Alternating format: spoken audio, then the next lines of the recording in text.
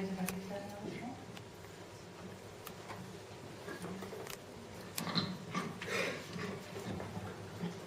everyone, my name is Daniel and I'm 25 years old, Eritrea. I was born in Asmara.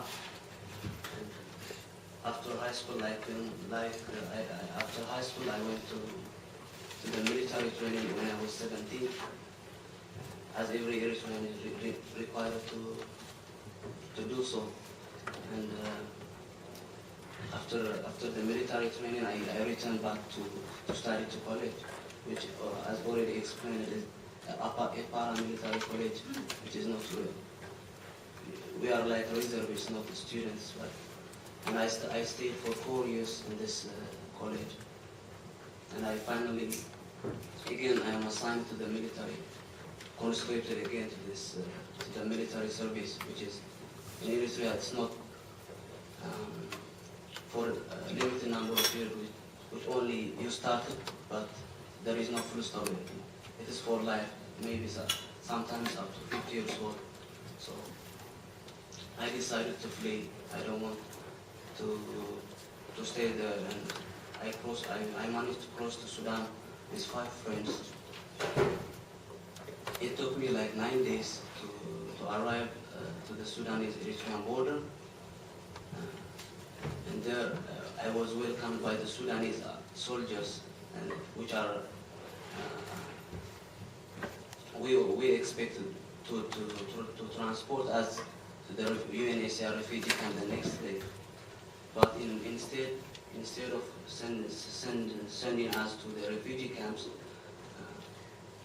in midnight they came with chains and with pistols, and they sold us like commodities to this Rashida tribe in Sudan. And we told we will go to Israel. We will go to Israel. We try our best to convince them that we don't want to go to Israel or to go anywhere. Just we are running away from the persecution and from the abyss back home, and we want to stay in Sudan. If not, we will stay in Africa at least, which we think are safe than Eritrea. And we don't, as an individual, I don't have any plans to cross even the desert to be in Europe or to cross the Sinai desert to Israel.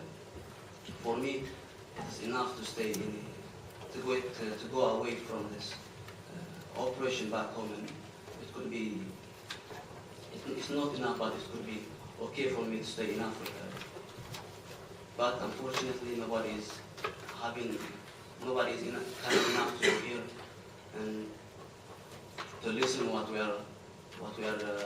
we want. And they in the next 5 days they collect as far as 22 people. Some of them from the border, even they don't have chance to reach the Sudanese army station in the border, and some of them in a way through the refugee camps, and some from the other witness explained from the UNHCR refugee camps. When they collect 22, 23 people, they start cross the desert to Sinai. There were children, there were 3 women in the group. I had 3 women and 1 child who is 3 years old with his cousin. Even they don't have sympathy for this child, so I don't expect any sympathy from them for me. And we start the journey, and it takes 11 days to reach the North Sinai. We crossed through the Suez Canal, and we ended up in the first torture camp.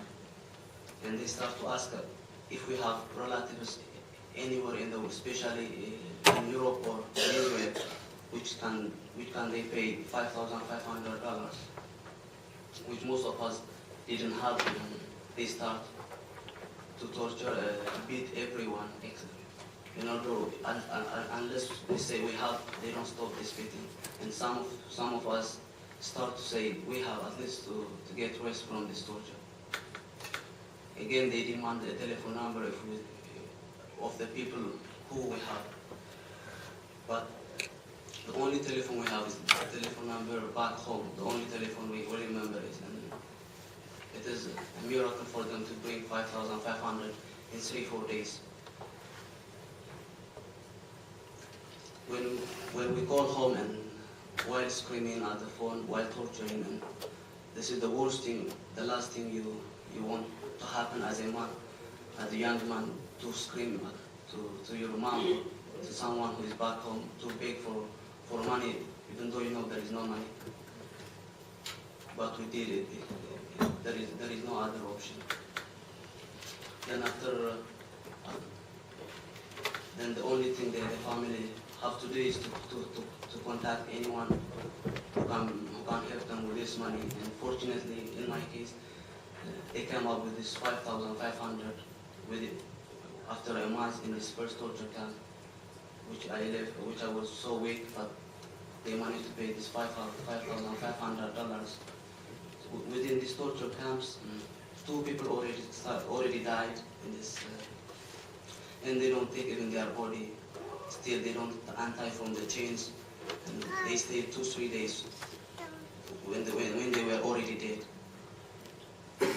And they said we will be released the next day after they get the money, but again they sold to another torture camp which they demanded $25,000. And the same thing happens again and again. And then it is, I couldn't imagine how they pay even the money. I don't know how they contacted everywhere.